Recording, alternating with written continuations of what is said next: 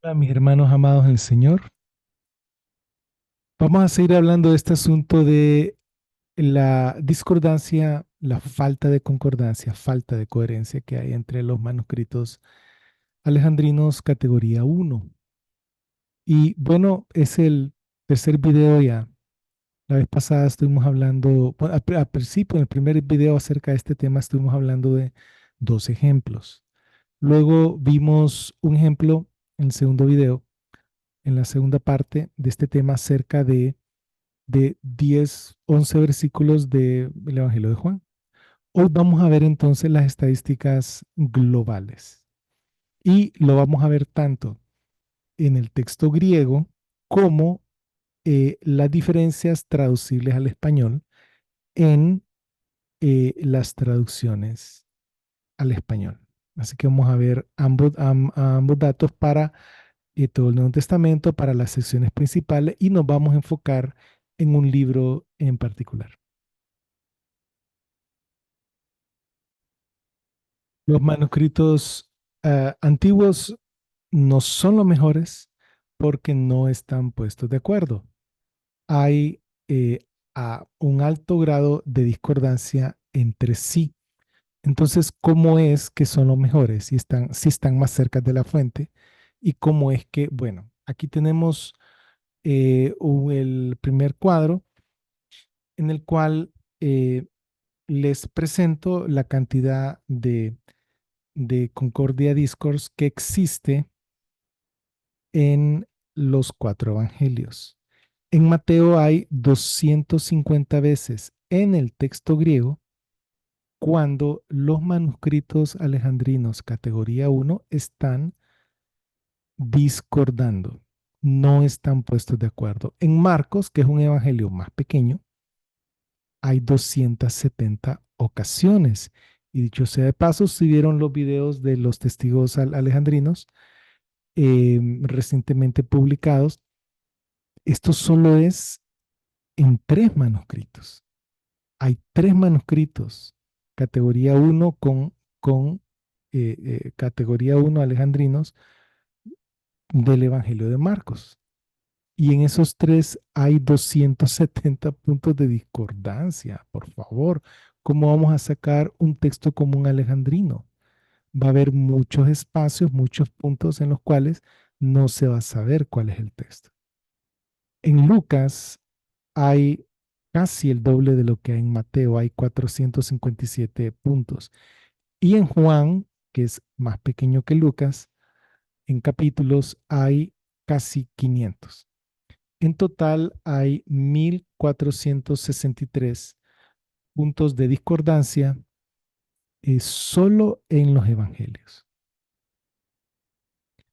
Tenemos ahora que eh, parte del análisis es tener un punto de comparación. Y el punto de comparación que les propongo es la cantidad de sets de variantes, de puntos de varianza, de puntos de estudio en el texto. En Mateo, de 1062 puntos de estudio, que son los mismos puntos de estudio que aparecen en los libros de Nestle-Aland, en las variantes, eh, en el texto crítico, perdón, en la variante, en el aparato crítico que aparece en el texto griego según la familia 35 de Wilbur Pickering, ¿sí? Entonces, estos 1062 puntos de varianza en todos los 28 capítulos de Mateo son los más importantes. De esos 1062 puntos, hay 250 puntos de discordancia. Entonces, los manuscritos alejandrinos, categoría uno, no están puestos de acuerdo un 23.5% del tiempo. Para Marcos, en realidad es un 22.3, porque aunque tiene menos capítulos, hay más puntos de estudio. En Lucas es un 32.5% del tiempo y en Juan es casi un 50%, es 46.2% del tiempo. Y eso entonces nos tira un porcentaje global que de 30,9%, que es de 4.729 set de variantes, 1.463, eh, eh, en 1.463 hay discordancia entre los testigos alejandrinos más importantes. Luego tenemos esta misma información de la cantidad de Concordia Discourse, de la set de variantes y del porcentaje, pero por sección. Tenemos para los evangelios, el libro de los Hechos, las epístolas paulinas, las epístolas católicas o generales y el libro del Apocalipsis. El global es que de 10.355 set de variantes estudiadas, hay 3.317 con este fenómeno de Concordia Discourse, que los manuscritos alejandrinos categoría 1 no están puestos de acuerdo, que es un 32% del tiempo.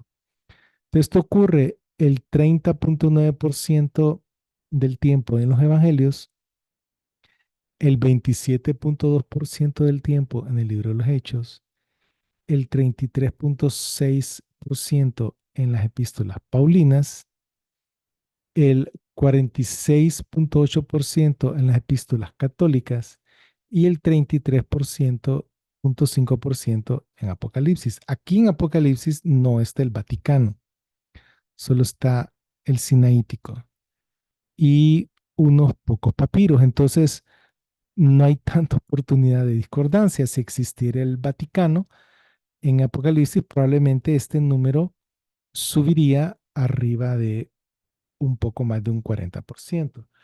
En las epístolas católicas o generales, que son las siete, son Jacobo, Primera de Pedro, Segunda de Pedro, las tres cartas de Juan y el libro de Judas, hay bastante discordancia, bastante discordancia. Son pocos los set de variantes que se estudian, pero son bastantes los puntos de discordancia. Y eso llama la atención, así que vamos a poner un enfoque.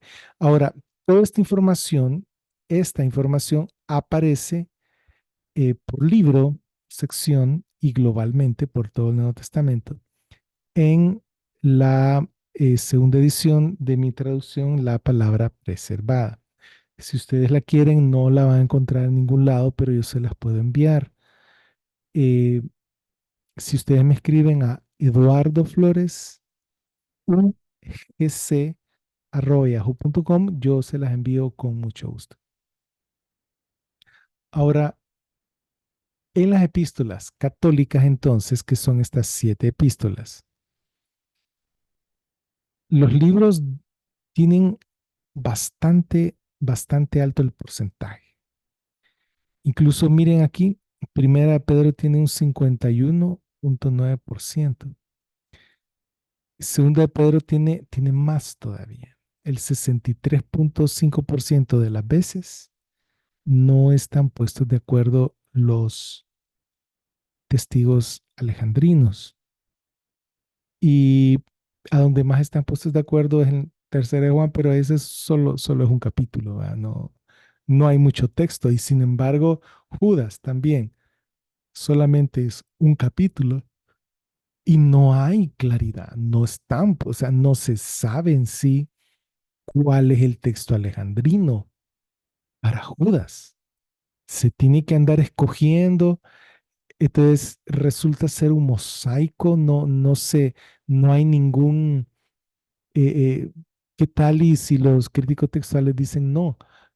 Para estos libros católicos nos vamos a ir por lo que dice el Vaticano. Y ya, y ese es el texto. ¿Verdad? Por lo menos sería un texto real, empírico. Pero como ellos tienen que reconstruirlo de varias fuentes porque hay papiros más antiguos que el Vaticano, entonces, bueno, hay que tomar en cuenta otro tipo de evidencia. Entonces, al final termina siendo un texto hipotético y ya vamos a ver. Ahora, Aquí estoy añadiendo otra columna más, que precisamente es de, de estas variantes de Concordia Discourse, pero que cuáles son las traducibles.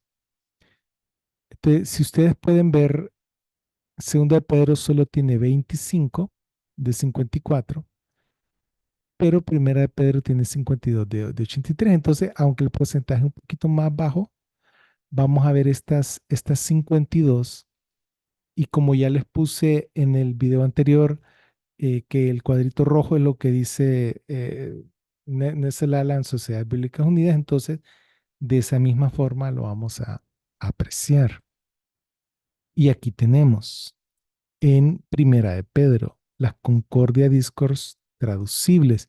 Y esto lo pueden sacar de esta información, la pueden sacar perfectamente del aparato crítico de mi traducción, y eso no está en ningún otro lado, no la pone la NBI, ni la NTV, ni la Reina Vale, o sea, no está en ningún otro lado, pero yo se lo pongo a su disposición y en español para que tengan una idea de cuáles son las diferencias. Entonces, aquí, por ejemplo, eh, eh, estos tres están puestos de acuerdo, pero el alejandrino no. Aquí estos dos están puestos de acuerdo, pero el Vaticano no. En la siguiente, el Papiro 72, el Vaticano y el Alejandrino están puestos de acuerdo, pero el Sinaítico dice otra cosa. Y así sucesivamente, lo que está en rojo es en lo que se basaron los editores para escoger el texto correcto. A veces no toman en cuenta al alejandrino, a veces no toman en cuenta al Vaticano, a veces no toman en cuenta al sinaítico y a veces no toman en cuenta el más antiguo de los cuatro, que es el papiro 72. Ellos escogen. ¿Por qué escogen? Porque hay diferencias entre los más antiguos y entre comillas mejores. Entonces, ¿qué pasa? Aquí pongo cuáles son los versículos en los cuales los mismos cinco editores de Nestle Aland y Sociedad Bíblica Unida no están seguros que la variante que escogieron es la correcta. ¿Sí? Vamos a seguir. Aquí, incluso en el capítulo 3 y 4 de 1 Pedro, hay más variación. Hay veces en las cuales hay tres variantes dentro de los mismos alejandrinos de categoría 1. Por ejemplo, aquí en el 3.18 hay tres variantes. En el 18b hay tres variantes. En el 4.1 hay tres variantes. ¿Sí? Casualmente aquí se van por lo que dice el Vaticano. Pero aquí arriba lo que dice el Vaticano no es lo que escogen ellos. Ellos escogen lo que dice el alejandrino con el papiro 72, siendo el sinaítico diferente al Vaticano y a esos otros dos. Entonces, es como pueden ver aquí visualmente, se puede ver que no todo es rojo, sino que hay variación. Y para finalizar, y aquí ya hasta el capítulo 5 también podemos ver que hay variación. Aquí estos que están en negro es que el papiro 72 no tiene esas porciones, ¿verdad? Entonces, abuelo de pájaro, pueden ver ustedes capítulo 1 y capítulo 2, 3 y 4 y el capítulo 5 como hay mucha variación textual dentro de los mismos manuscritos alejandrinos. Este es el número de veces que los manuscritos alejandrinos categoría 1 en el libro de Pedro concuerdan con la variante escogida por Nestle Aland de 52 ocasiones de Concordia Discourse traducibles. ¿Qué pasa? Entonces, aquí pongo las veces que, digamos, aquí hay 1, 2, 3, 4, 5, 6, 7, 8, 9, 10 veces. 10 de todas estas, el papiro 72 está en lo que escogieron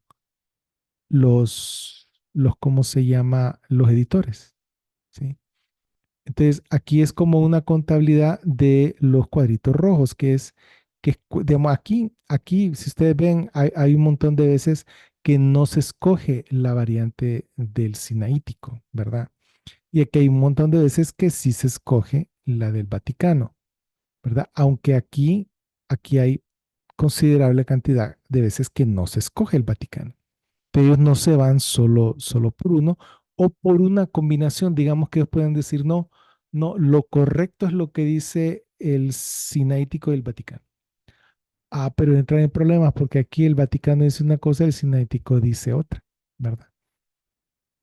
Entonces, de las 52 ocasiones, el papiro 72, en 31 veces de esas 52, el 72 está de acuerdo con la elección de los editores.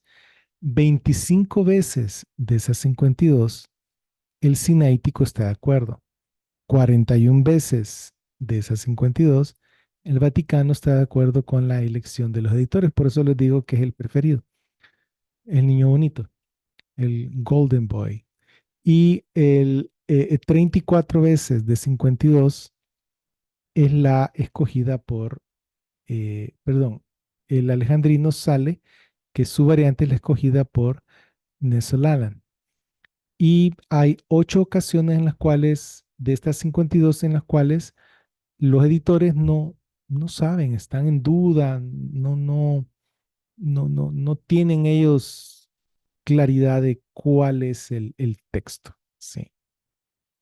Y así está, así está la situación, ¿verdad? La situación es que hay mucha variación interna, no hay coherencia interna entre los manuscritos alejandrinos categoría uno. Eso es evidencia de que, de que ahí no está el texto. O sea, Dios no preservó el texto ahí. Hay mucha variación.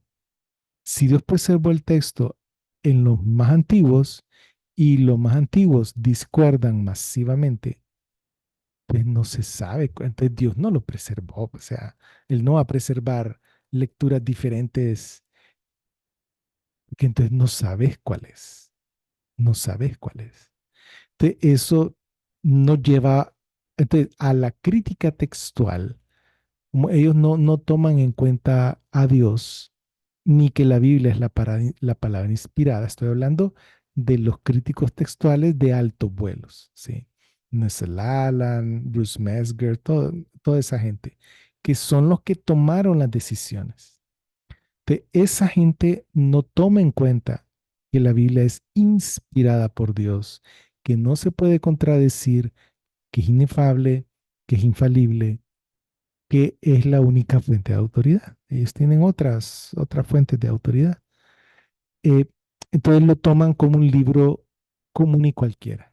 Entonces ellos no, no, no se ponen, digamos, la mano en la conciencia al momento de decir que que Jesús mintió. Ah, no, no, ¿por qué? Porque según ellos, esa es la variante correcta, la que explica la original, la que explica el resto de las variantes en ese set ¿Por qué? Porque es la más difícil, porque es la que los copistas tuvieron que corregir. ¿Ah? ¿Por qué? Porque la corrigieron, porque era la más difícil.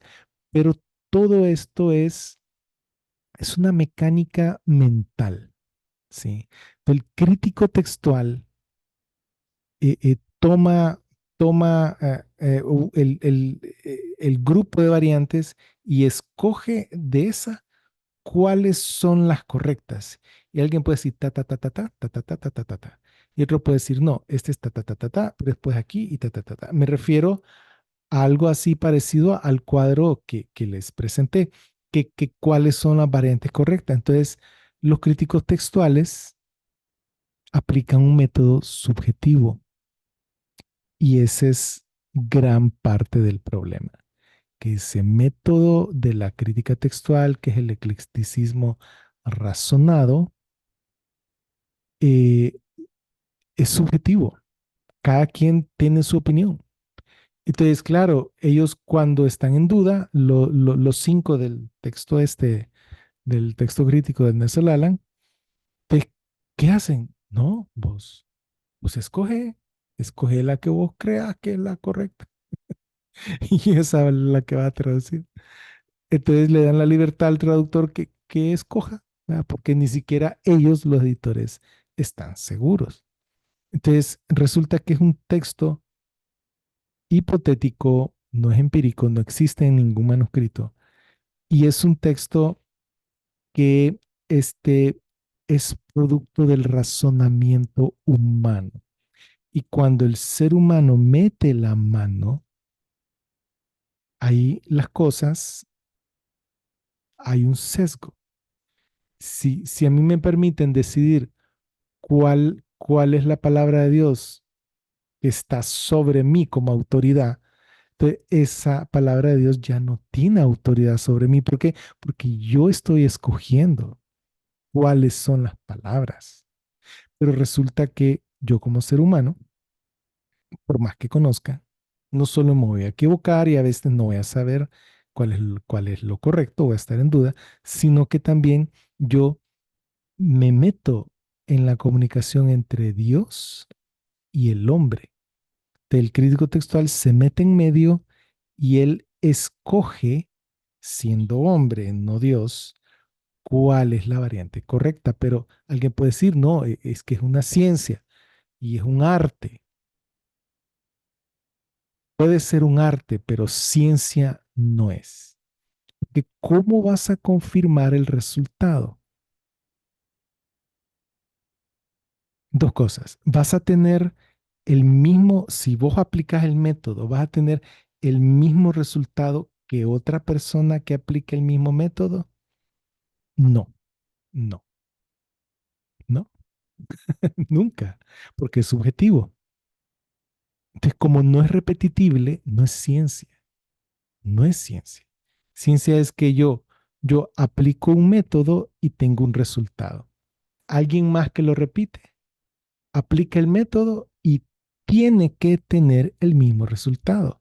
Si no, hay un problema de metodología, escogencia de la muestra y hay un montón de cosas que hay que ver qué es lo que está pasando, porque los dos resultados, si son antagonistas, no pueden ser ciertos al mismo tiempo.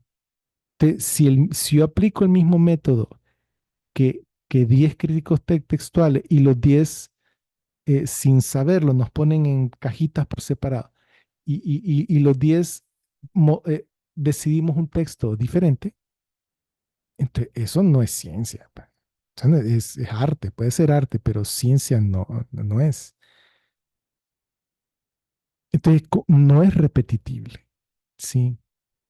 Entonces, como el método no se puede repetir y lo otro es que el resultado no se puede comprobar que sea cierto. Entonces, el texto resultante es un texto que como no aparece en ningún manuscrito antiguo, es un texto diferente al Códice Vaticano, es un texto diferente al Códice Sinaítico, es un texto reconstruido, es un texto hipotético, pero ajá, ¿qué resulta? No puedes probar si tu hipótesis es la correcta. Si no puedes probar que tu hipótesis es la correcta, no es ciencia, es especulación. Es especulación. Entonces, ¿qué hacemos con la cantidad de variación textual, de variantes textuales que están en el texto? Y ahí es donde viene la metodología de la familia 35. Con respecto a esta metodología, pienso yo, es la más objetiva que hay, es la que funciona para los 27 libros del Nuevo Testamento y es la que brinda un texto cuyo resultado es, no hay errores, es perfecto. Sí es. Y ustedes pueden verlo. Y para eso lo traduje al español, para que las personas hispanohablantes que no saben griego, que quién sabe griego aquí en Latinoamérica, así que lo hable, que lo platique, que le pasen un periódico y que lo pueda leer en voz alta sin ningún tipo de problema. Mm, pocas personas ahí. Para eso tuvo que haber nacido en Grecia y haber sido educado en Grecia. O sea, si sos griego, sabe griego. Y aún para los griegos es un poco difícil el leer el texto, aún el bizantino, porque, porque es como un griego como antiguo. Entonces, por eso lo traduje al español para que esté accesible todo este conocimiento a todos ustedes. Entonces, yo no tengo nada en contra de los manuscritos alejandrinos. Ya, no es que son del diablo, no, no es eso, no se trata de eso, sí, como de satanizarlos, pues, o que son inventos, como dicen algunos, que no, ahí está el manuscrito, sí. Sí, que no les han hecho las pruebas de carbono 14, bueno, esos son otros temas, ¿va? Pero ahí están los textos, ahí están los manuscritos, y el manuscrito no solo es el manuscrito, es el texto que lo contiene, entonces hay que investigar los textos, sí. Esta metodología de la familia 35 es la que yo considero es la más objetiva y es la que más se aproxima a lo que es una ciencia. Así que, mis hermanos, creo que este va a ser el último de la serie de videos en las cuales hablamos de la Concordia Discourse. Eh, no sé si me voy a tomar un recess para hablar de algunas otras cosas, porque hay un montón de cosas de las que quiero hablar. Pero después vamos a seguir hablando de justo este asunto para cerrar y redondear un poco de lo que estamos hablando, que es de que los manuscritos alejandrinos son discordantes, son escasos y son de mala calidad. Entonces, vamos a ir tocando el tema de la calidad de copiado en estos manuscritos. Así que, mis hermanos, los dejo con esos pensamientos.